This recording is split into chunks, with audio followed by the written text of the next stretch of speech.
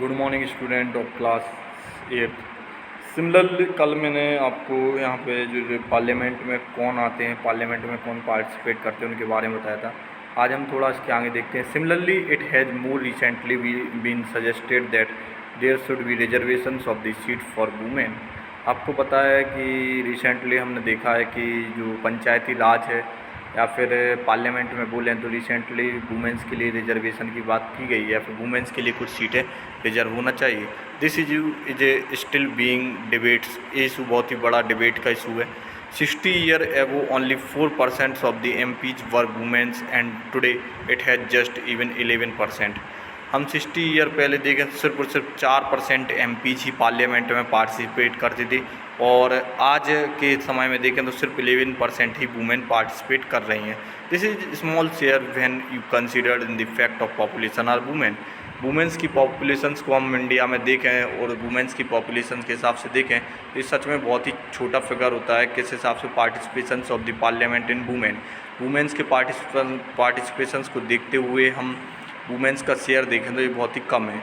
It is the issue of this kind that force the country to ask certain difficult and often unresolved questions about whether our democratic systems is representative enough। आपको पता है कि country में कुछ difficult unsolved questions हैं और हमारा जो डेमोक्रेटिक सिस्टम्स है वो रिप्रेजेंटेटिव से बहुत बड़ा है। The fact that we can ask these questions and working toward answers in reflection of the strength and the faith that peoples in India have to the democratic form of government।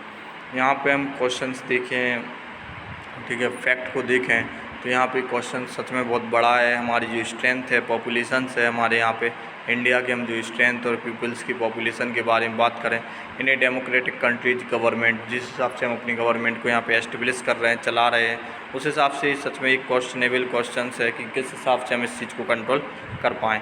The above photo show the few women's members in the parliament that में above photo में हम देखें तो कहीं ना कहीं से जो वुमेंस का पार्टी, ठीक है, तो इसमें हम देखें तो जो डेमोक्रेटिक पीपल्स हैं वो यहाँ पे फेस कर रहे हैं। अब इसके बाद क्या लगे, कुछ ग्लॉसरी पॉइंट्स हैं उनके बारे में। Approval to the gives one content on the favourable toward something in the constant of this chapter through the elected representative that parliament has well as fact that it need to the continue enjoy people's trust. आपको पता है parliament में बहुत से लोग चुने जाते हैं, उन पर हम ट्रस्ट करते हैं, इस हिसाब से पार्लियामेंट में यहाँ पर ज़रूरत पड़ती है।